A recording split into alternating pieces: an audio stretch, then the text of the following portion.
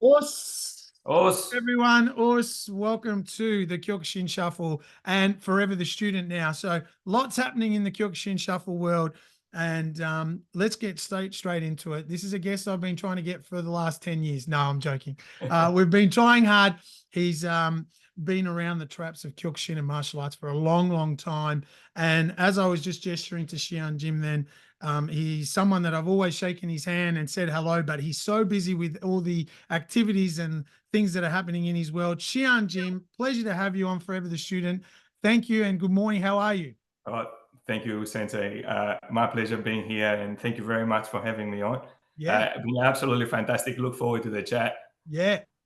And like I said, to those out there, I'm fortunate to know a lots of, people around the traps, but there's so many stories that I always kind of, and this was the passion project of the shuffle, to grab great people out in our community and society that have devoted so much of their time and energy and you name it and passion towards Kyokushin. And I think we missed that. And you're one of them, mate. And I really appreciate it. And we're going to try and keep I'm assuming you've trained over nearly 40 years, 35, 40 years of training. So we look forward to deep diving into it. Listeners, it is bloody difficult to get a Shihan like this to cut it all up to 50 odd minutes, but we'll do our best and we'll go from there. Shihan, thanks again for your time. I'm sure your journey and your chapters are something to hear. So again, when I start this conversation to get the ball rolling, something must have triggered you into Kyokushin. Something must have triggered you into martial arts. What was it? So the story goes like this. A lot of people ask me this. Yeah. And so at about 1988, our family moved over to Australia from Greece. Right. So I was 12 years old. Yep. And very overweight. Prior to that, though, we used to drive a regular drive in Greece, in Athens, and there used to be this sign saying karate. And I've always said to my dad, Mom and Dad, can I start karate? But things did not, let's just say opportunity was not there. Okay. And when we came to Australia, we were at a family friend's house. And I was saying, now we're in Australia, can I start karate? And this family friend had a pet shop underneath Bondi Junction Dojo with Hanshi John Taylor. He said, look, actually there is a karate school above my pet shop. How about you give that a go? So I had no idea who there was, what karate was about. We walked in and it was just at the end of a class on a Saturday morning with now Kyokushin Jim Phillips had just finished the class. Right. Shook his hand. My mum said, I want to pay for a month and buy a uniform. And they said, look, there's 2 free lessons first. Mum said, no, he's going to join in. Yeah. So I bought a uniform and paid for a month. And then came back the next Saturday, started the class. And man, that was a tough class. It was a kids class, 12 years old, overweight, unfit. First class with a uniform on, with a gi on. And I said to my mum, I can't do this. It's too hard. Yeah. Mum said, we've paid for a month. Yep. Just hang in there for the month. And when the month is up, I'll let you know. Yep. Let's just say that the month was up and Mum said, that's it, last session today. And I said, what are you talking about? Love it. What are you talking about, Mum? So that was March 1988. Wow. How cool's that? What a great start. Oh, man. And so my first train of thought there is, you've come from Greece. Did you know any English or did you settle very little. Nothing. Very, very little. Very little I don't think people comprehend how difficult that is these days. My parents are immigrants from Chile, and my dad has some amazing stories of him not knowing a cent of English back in 1968, 70. And someone like yourself committing into something, and within a month you had the hook. Whose fault was it? Was it Kyoshi Jimmy's? Whose fault? Or I think both. John? Both. I think both of them. It was Sensei at that time, Jim Phillips on a Saturday, and at that time Shihan John Taylor during the week. And everybody else around just really felt welcome. Not speaking English didn't really matter, as you know. We don't speak English in the class. so just follow along. And it was a lot of fun. It always has been and still is. Yeah. Yeah. So you're 1988. You've come in, 12-year-old. Yeah, We'll call you a chubby little Greek lad, that's it. and you're in Sydney Bondi Junction, and the mecca of karate in Yeah, that 80s with the boss Shihan John Taylor, and we'll get further into your relationship and your memories with Shihan. But let's from your story at the moment, you would have then gone into high school, and the world's, pretty much at your feet, as they say in Australia back then. Your family would have been settling in, and friends and mateships and all those things start to happen. But your training must have given you a real, it would have filled a lot for you. It would have filled you yeah, up, is my point, with not having so much here to begin with. yeah. Look, during especially those first probably 5 or 6 years through high school, there was really nothing much more than school and karate. There was no, I didn't do any other sports. I didn't do anything else. School sports during Yeah. sports day, that's it. But I was very, very committed to training. Trained every single day. Yeah. Very soon after that, about probably a year later, I started training in the adults classes as well Right. as the kids classes. And Yep. so, again, I can't even, I don't want to be name dropping here, but it Yeah. was the who's who of Of course. Kyokushin at Name that them. time was Yeah. training at Bondi and on, uh, you know, soon joined the squad trainings and with the national squad only on the weekends. They did a lot of off-site sort of Yeah. training, which I was too young for that, but Sure. trained with them on the weekends. Look, and then we went on from there. But the interesting thing is the reasoning why I stayed and what kept me going changed throughout the years. Of course. To start off with was I had no idea what karate was about. Like you Yeah. could have taken me to any sport, Yeah. might have been the same, but um, it was more like new country, something new to do.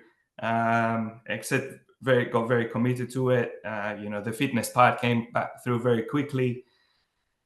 And then things changed, like gradings and tournaments and teaching, and all, from there onwards. Well, you've got quite a pedigree under you to be, upfront and honest. And like you said, the who's who are coming into your dojo.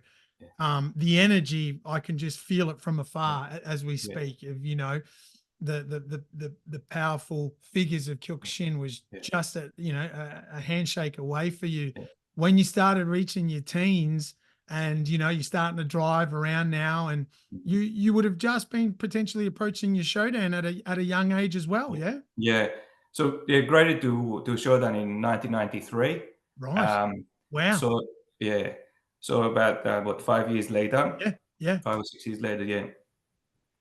And the Shodan grading was like again like nothing, Love to hear it. nothing we ever seen. I think there were people. Shodan grading was a New South Wales event, so Yeah. there was everyone sort of came together. Right. There were people that obviously we had to do the 40 fights. There was Yep. no option back then to do anything else, and Yep. not that there should ever be. Yeah. But Correct. I had just turned, what was that?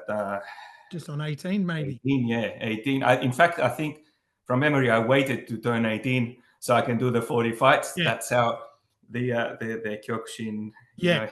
it sort of it was like, okay, how can I make this as hard as possible? Yeah. Had just turned 18, in with the big boys, people Yeah. that had done the grading before and had failed, and coming back, that was quite the case those days, that Right. don't get through your 45s, you get back into it, you do it again next time.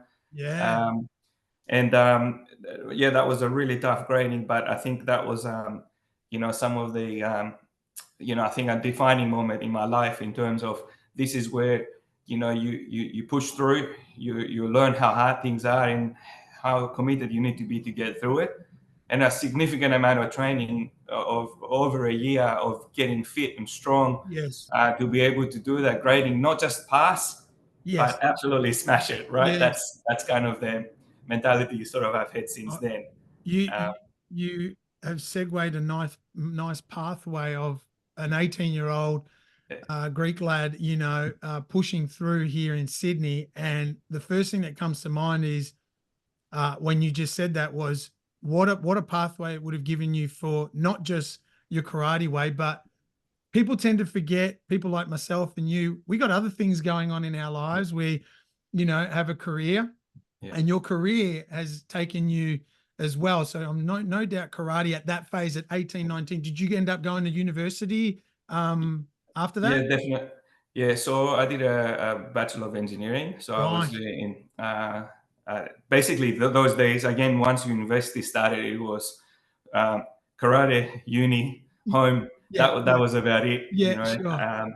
And I think one of the things that I attributed to doing well at uni was also never stopping training, Yes. always train regardless of what it was, what was happening. That discipline was in you for Yeah. sure. Yeah. And I went on and did a master's degree as well after that, and all through the time while I was, actively competing and teaching and everything else again during that time. Yeah, that's a great little chapter for you from, I'm assuming that 18 to, 26, 28, something Yeah, around there would yeah, have just been a dominant yeah, 8 to 10 years of, yeah. sleep, repeat. That's exactly. And I could feel it when I got my showdown at 26, and from Yeah, 26 to 34, it was just unstoppable. Like it was yeah, that feeling of just if you're coming on the ride with me, just yeah, come along, because yeah. it's going at 100 miles an hour. Did it feel that way? It did. There were a couple of events that kind of put a bit of brakes on. Okay. We'll get to those, but the first probably 5 years up until 99, about Oh, yeah. 1999, was for me with my best years. So very short, between 95 and 99. You watch some of the movies, they're storm chasing people. Yes. They get in a car and look for storms. Yes. It was me and Hanshi Taylor at that time. He would ring me up. Oh, there's this tournament I'm here. with Let's you. go. So it was basically just trying, get in a car on a Saturday morning with Hanshi and just drive out to wherever the tournaments are. Unreal. Ring karates, different Yes. organizations, our fire, our tournaments, just basically wherever there was a tournament, we went. Um, and also, I got to fight in the All Japan in 1997, which was Unreal. absolute highlight. A 62-kilo Were lightweight, you? Wow. going into an open event, and I managed to finish, I think, top 32 on that one. So Congrats. that Wow. was quite I think quite the thing. But worked all the way up to 1999.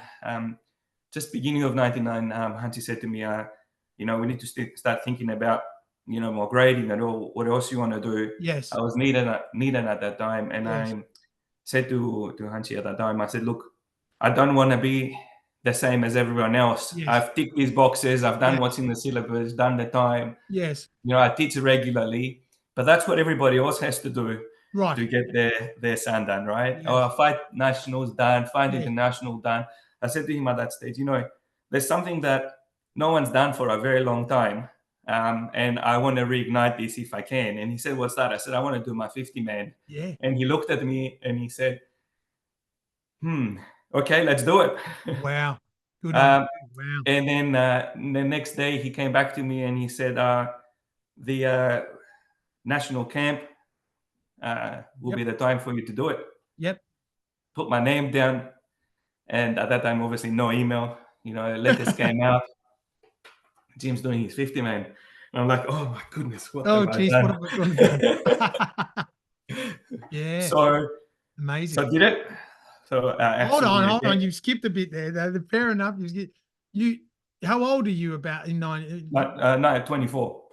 Okay, nice, Yeah, beautiful yeah, age. And I say that I did it at 41. God damn it! yeah. I shouldn't. I kicked Kyoshi and Shihan Billy going. Oh, I could have done it a little bit earlier, fellas, but Yeah. yeah. So what an achievement at 24. Yeah.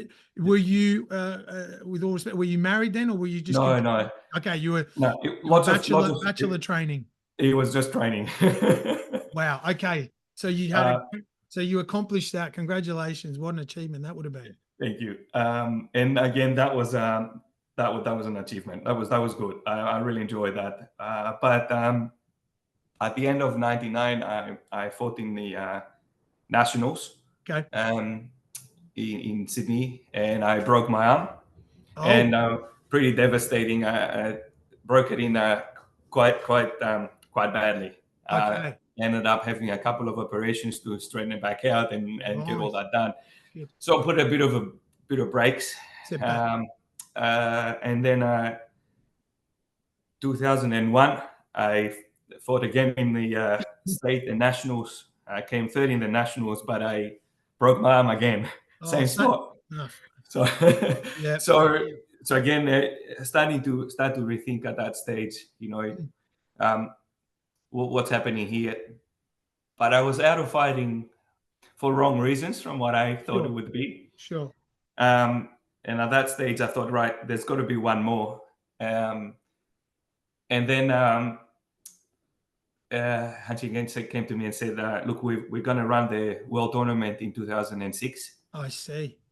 You need to qualify for that. And I'm like, okay, I see what that means. Yeah. Back into it. So I did, and I fought in 2006 the world tournament in Sydney.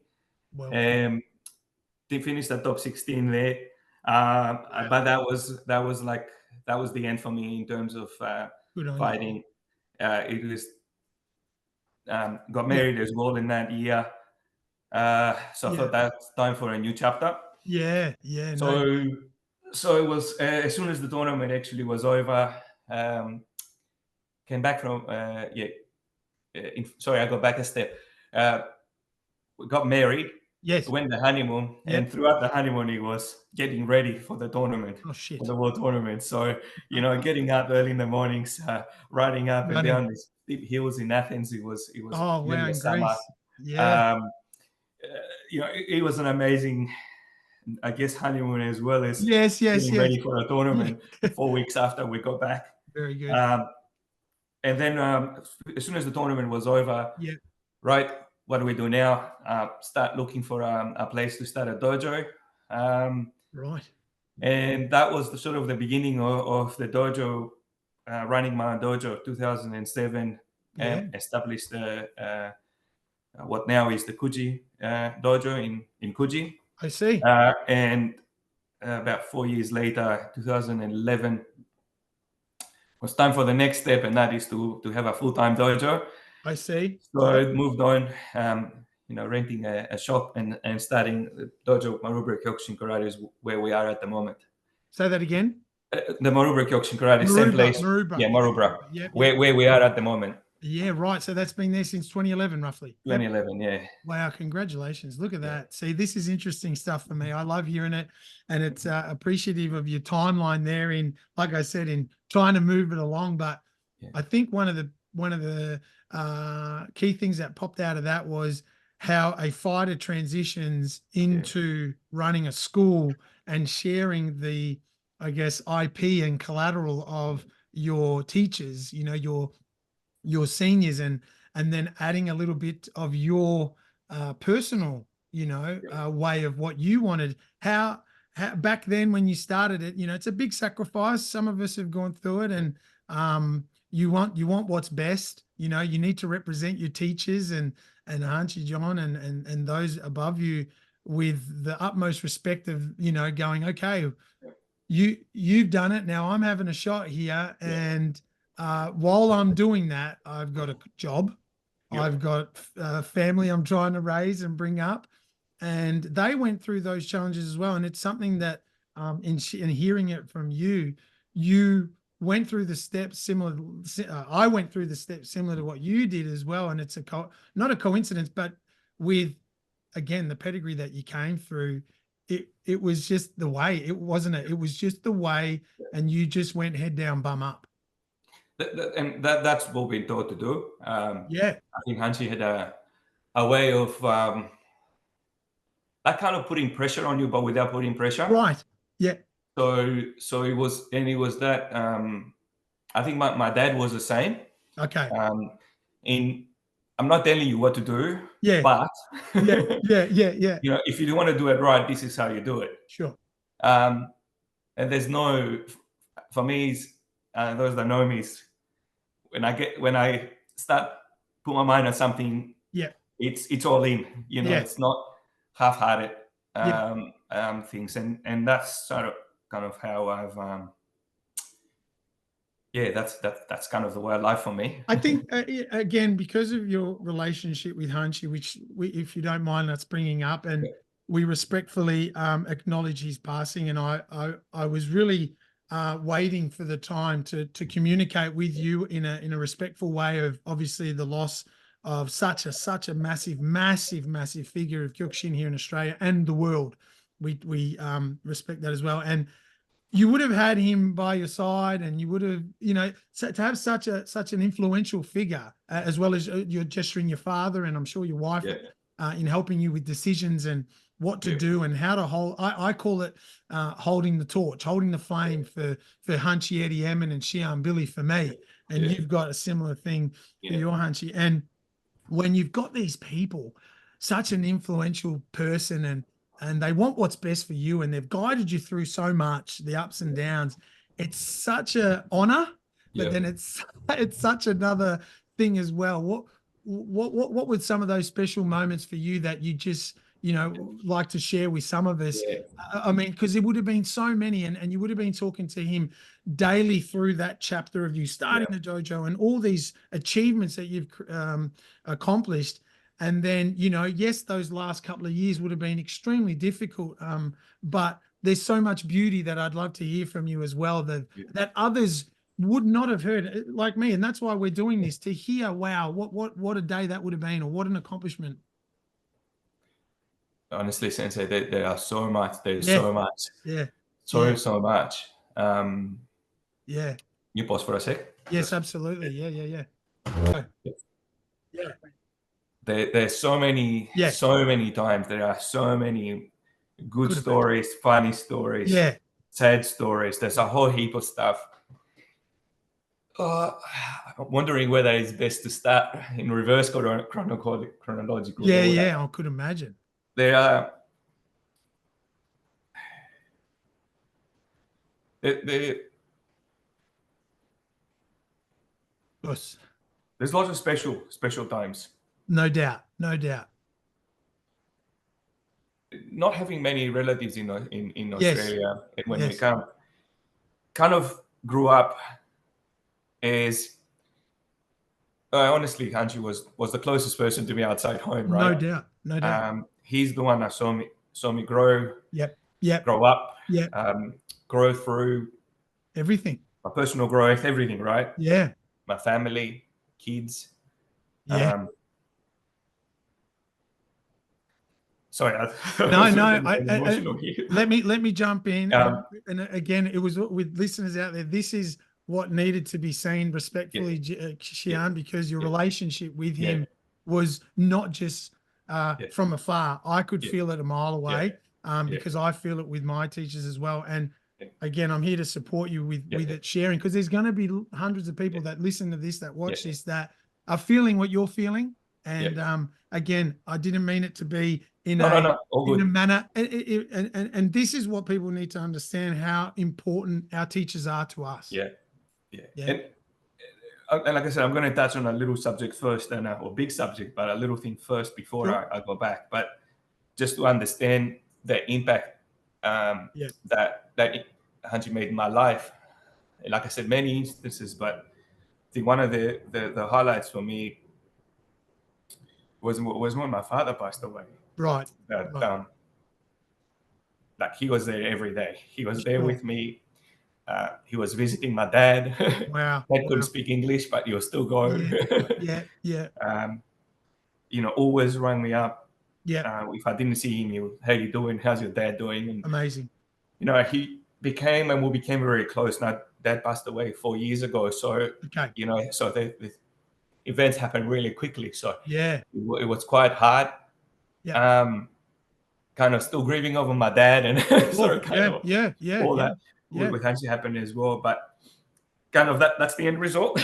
Yeah. Like going back, you know, like some of the funniest stories, you know, I remember one day I had broken up with a girl, and you know, I had gone up, and I'm like, oh, you know, this such as that Yeah. happened, you know, and I'm Yeah. like, I can't tell this mom and dad, was, you know, and Sure. so you know, you Sure. sort of tell you know, to your teacher, right? And Yeah. it's funny because that happens to me now. Yeah. So, Yeah. Yeah. you Yeah. know, so Same. students Yeah. told me Yeah. this story. It's like, I got this big Yeah. hat on me saying, tell me anything you like.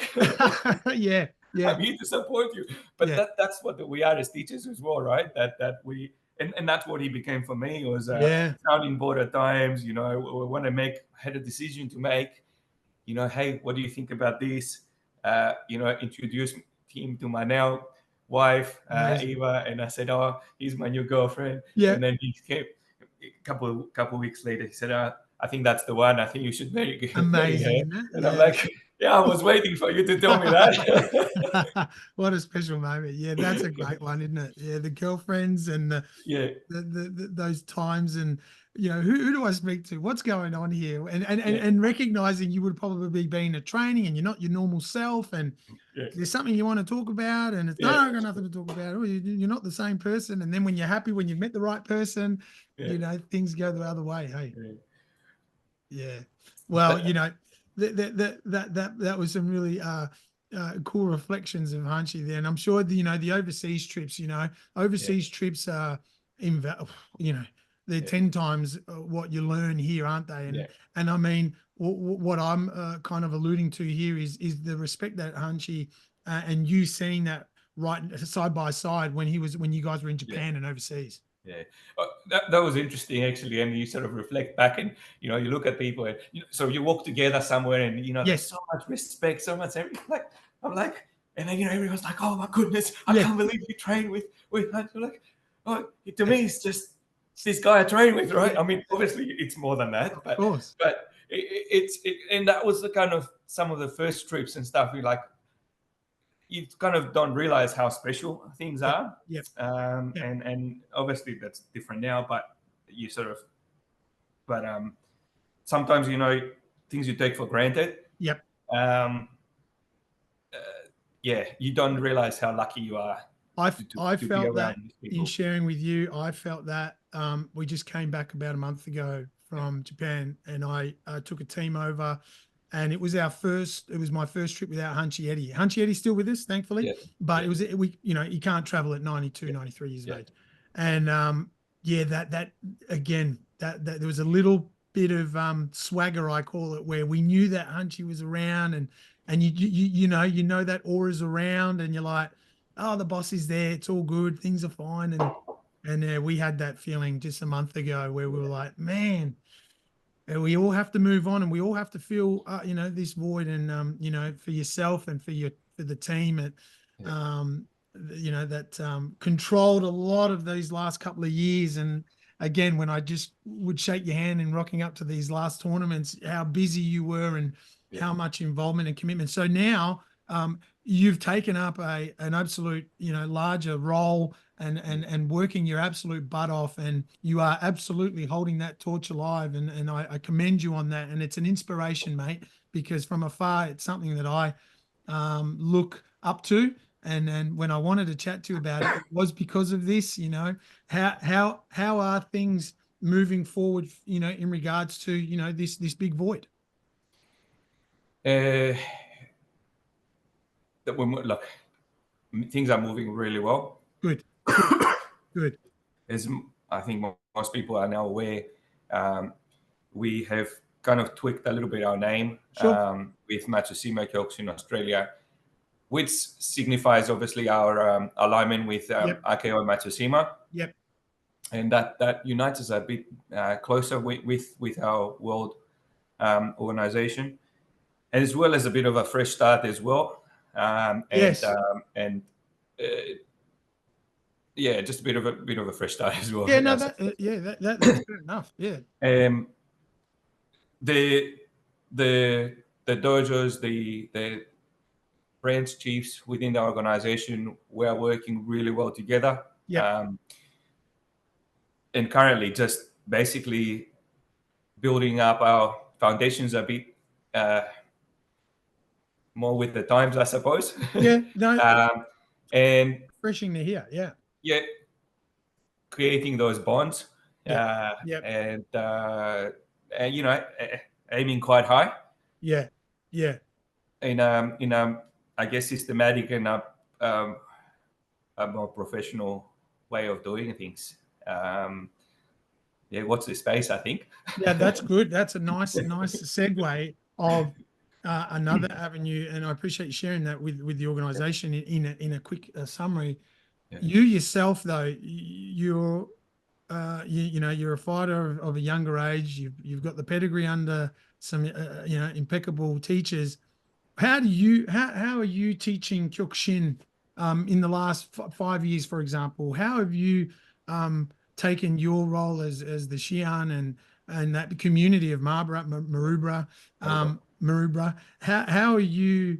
I guess, you know, there's layers to teaching. You know, Yeah. where have you taken your layers of teaching? Are you someone that has 1 hour classes, 2 hour classes? How do you instill what you've been brought up with to what the era and times are now? Yeah. Interesting question, and there's lots of different ways of looking at this in terms of how things have evolved as well. Yeah, You know, 30 years ago, teaching was totally different to what it is now. It's no longer there. Bash, bash. Yep. You know, struggle out of the dojo and do it all again the next day. Sure. You know, we're in an area where a lot of my students are, you know, doctors and dentists, and you know, people work with their hands. Sure. People that are reliant on going to work the next day. Absolutely. So it's not the same as it used to be in terms of the day-to-day training. So Yeah. I have split up all the classes in a way that gives that opportunity to all, whether you want to train hard and limp out, or whether Yep. you want to just train for what training has to offer you, right? Yes. And not everyone's a fighter. Yes. Not everyone's going to come out an instructor either. Yes. So giving everyone an opportunity, having a full-time dojo and having a lot of good people in my dojo and Yes. and a good community. You might be aware I travel a fair bit for work, Yes. so I relied on my students and my instructors in keeping the dojo going. Yes. We've got classes 6 days a week. Wow. We've got an hour-long kids classes and an hour and a half adult classes. Okay. We have sometimes on a Tuesday we've got 2 adult classes, focusing on different things. Yeah. You know, we've got fitness-oriented classes. Yeah. We've got a fighting class Nice on spread. Friday nights. We've got our mixed class, kids and adults, on a Saturday morning. Oh, that's cool. Yeah. So lots of different ways, plus special things we will put on from time to time. Yeah. And I try to teach 4 classes a week. That's kind of my aim. 4 adult classes and a couple of kids classes as well. Have you gone down the path, Shihan, where path meaning, again, I don't know how many years, but again, we in hearing your select students and their professions and the way, you know, Shihan Billy said to me once, which resonates every single day.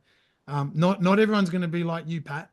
Not everyone's going to be like you. Not everyone's got the intentions that you have. You have to understand that.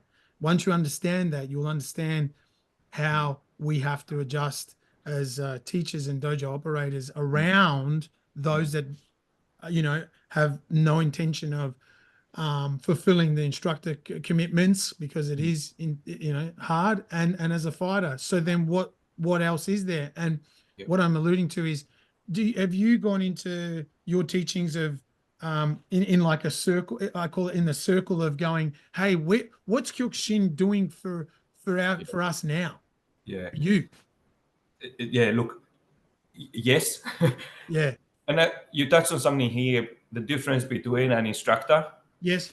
and an owner operator of a dojo, right? 2 different things. Because an instructor that's not focused on outcomes is an instructor that teaches who they want the students to be, Okay. right? Okay. For me, and I think the difference here is a person who is focused on building a dojo, Yes. not teaching a class, right? It's a different way of thinking. Yes. So my focus is building a dojo, I see building what a you mean. community. Yes. And out of that, as you sort of alluded to, there's different branches you can follow. Yep. There is a core Yep. that everyone has to have. Yes. Yes. And Yes. then there's the branches whether you are a technical person and you want to go towards teaching, you want to go towards fighting, you want to go towards being a world-class fighter, or do you feel like, and I take the role of, I'm here to guide you. Here are your options. This is what Kyokushin has for you. These are where Kyokushin can take you, which has taken me many of those paths. Yeah. And I think what I feel also having had those many paths. Yes. The full contact fighter. Yep. The hey, I can't fight. I need to focus on my studies and focus on my studies. The hey, let's do something that no one else has done, or not many people have done at the time. Yeah. The let's start a dojo. Yeah.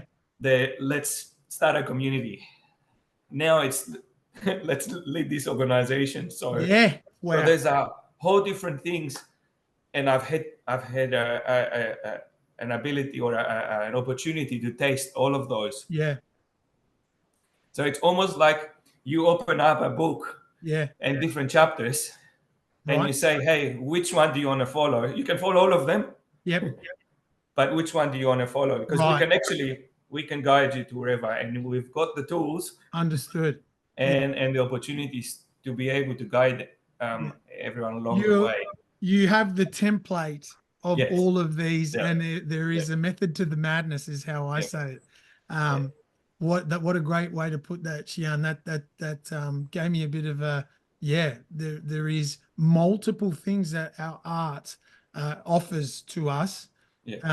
Let's go down the rabbit hole. Where does it fit? Where does it, where's your why?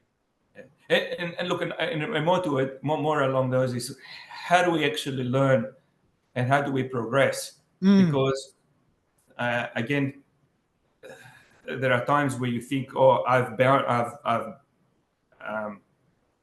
feel like we're always learning. We're always students. Absolutely. Right? What is there more to learn beyond Kyokushin if we want to? And I'm not talking about going into different martial arts or different things. So, things that I'm really passionate about is personal growth. Right. And giving people an opportunity in a more complete way. What I mean by that is formal education into fitness, formal education into nutrition, food, that a lot of traditionally, it's like, oh, what works? Oh yeah, that's what worked for me. Eat this and that. I remember going to tournaments and everyone's like, oh, you've got to eat a lot of bananas, you've got to eat a lot of pasta and all this. I'm like, where's the science behind any of this? There was no science. So there's a lot more. We have a lot more resources these days. Correct. We have more opportunities to learn. We have better opportunities to teach. So I'm quite driven in terms of growth, development, in a holistic way.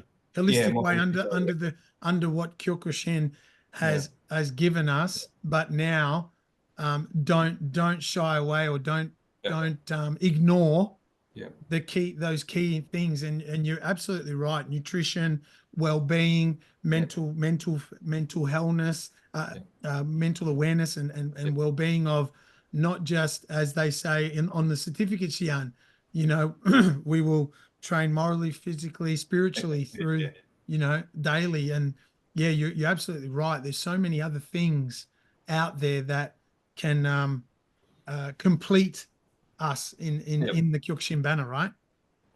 Yeah, that's pretty cool.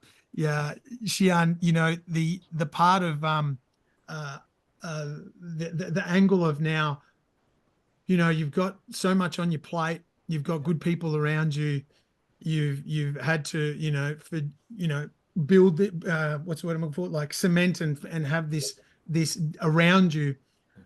In bringing up Hanshi for the next 5 minutes to a degree, how was he? How, I always wanted to get Hanshi on for those listeners, and I've said this before, but respectfully, in the last couple of years, there was a beautiful interview that Brian Ellison did with Hanshi, and that was my, when I saw it and watched it, I went, that's it.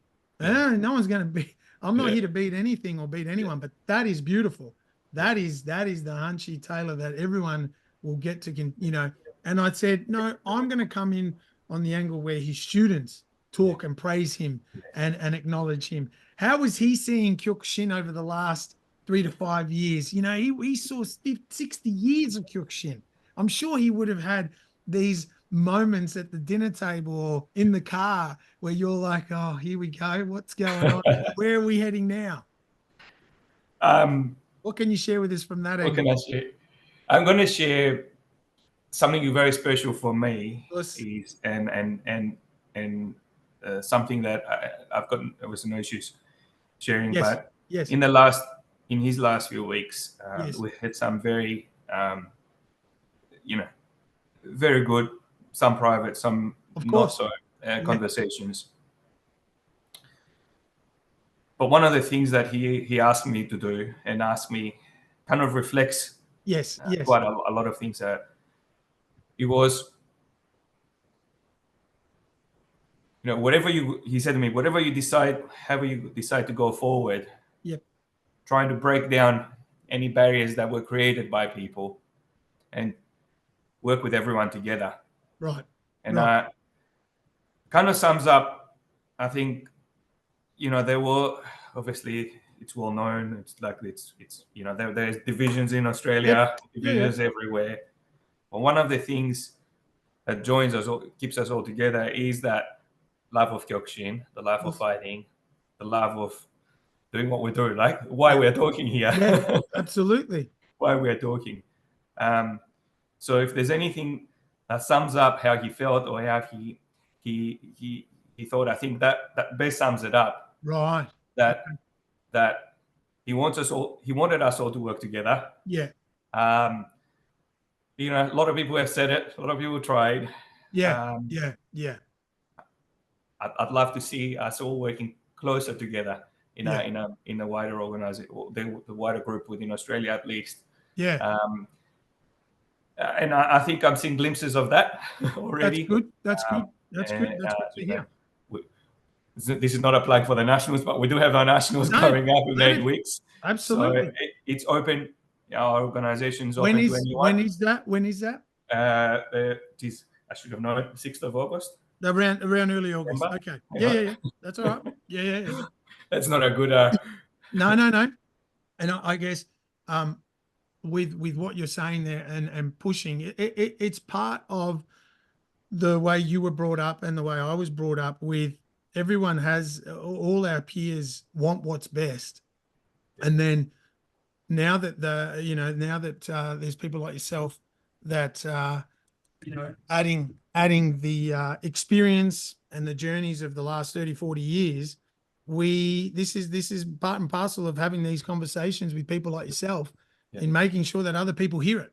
Yeah. 4th of August. 4th of August. Good day. 4th of August. Yeah. And, the tournament, however, is one angle. And that's the part where I come in, where the tournament is one angle of us getting together, us as in other groups and other organizations. And, but there are other things as well. And again, it's just continually putting it out there, Shihan, and making sure that, again, the social media is a lot of is the platform where a lot of us engage and keep across and abreast of things.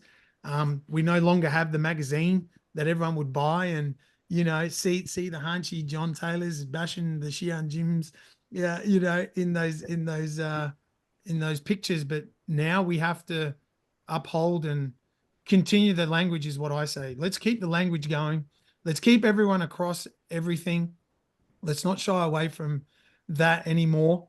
The mystique of these groups is no longer. It isn't. It's the mystique of like, oh, you can and you can't. I was lucky. My Shihan built gave me the opportunity to compete in those tournaments of yours back in the day, and because of the relationships he had, and the relationships that you've built through Hanshi and so forth. So, you bringing that up, just keep talking that up, mate. Keep talking it up, keep putting it out there. And you're doing the same thing, Sensei, by talking to everyone and keeping everyone together. No doubt there will be bumps and all kinds of stuff along the way, but as long as we keep focusing what really matters, and I think that the main thing is actually putting our own things aside, because at the end of the day, we're here for our students. We're not here for us, for ourselves. Yeah. And I think that's one of the key things. If we keep focusing on what's best for our students, the best outcome will come forward.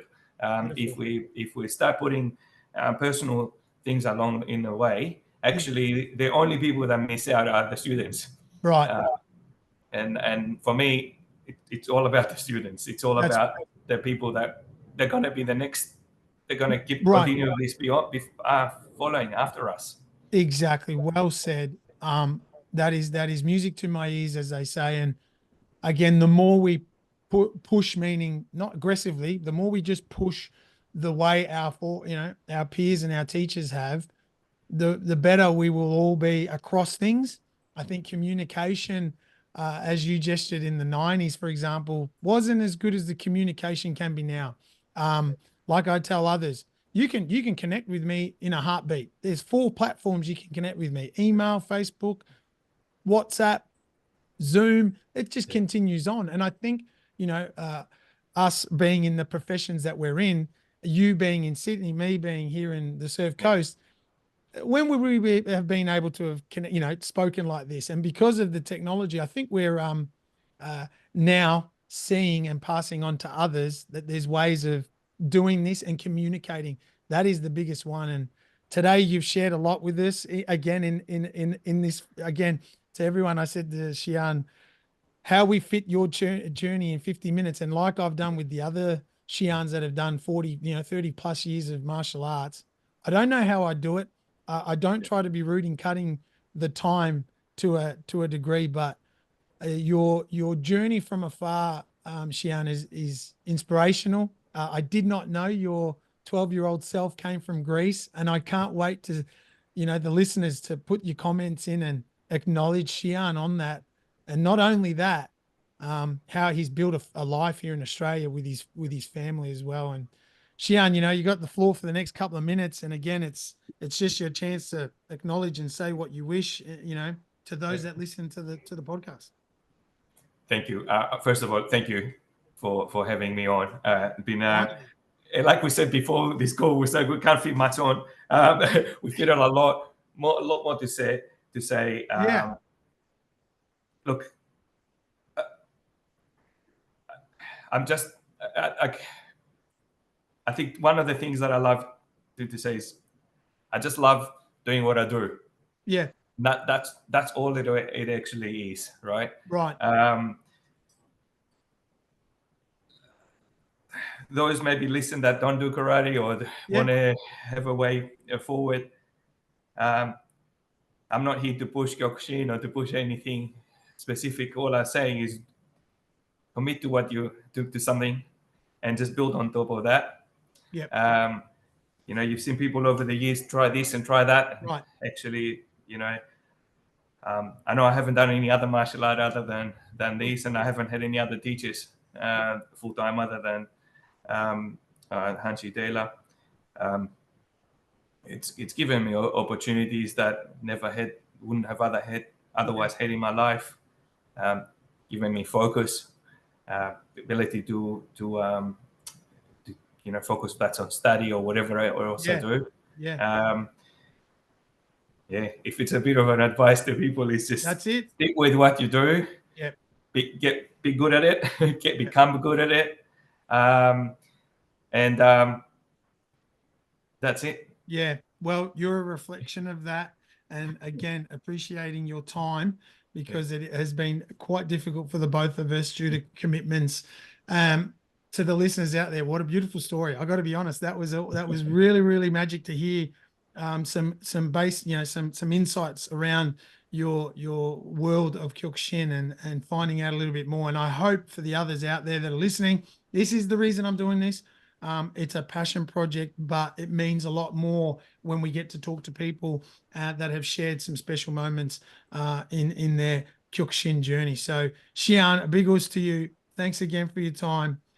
Thanks for doing what you're doing. Keep doing what you're doing in regards to that. I'm always here. We're always here in regards to just keep sharing and keep communicating as best you can, because we will continue to, hold the flame up for those before us and make sure that what all their hard work that they've done continues on as well. So keep up the great work. A big us. Also, everyone, big us. Awesome. Thanks again. Thanks, Shihan. Thank you. Hope you have a great day. Pretty simple, huh? After hearing Shihan Jim there, keep training is what I got out of it. Anyway, keep training, keep working hard in whatever you're doing. A big us to you all. Take care, and we'll see you on the next episode. Us. Awesome.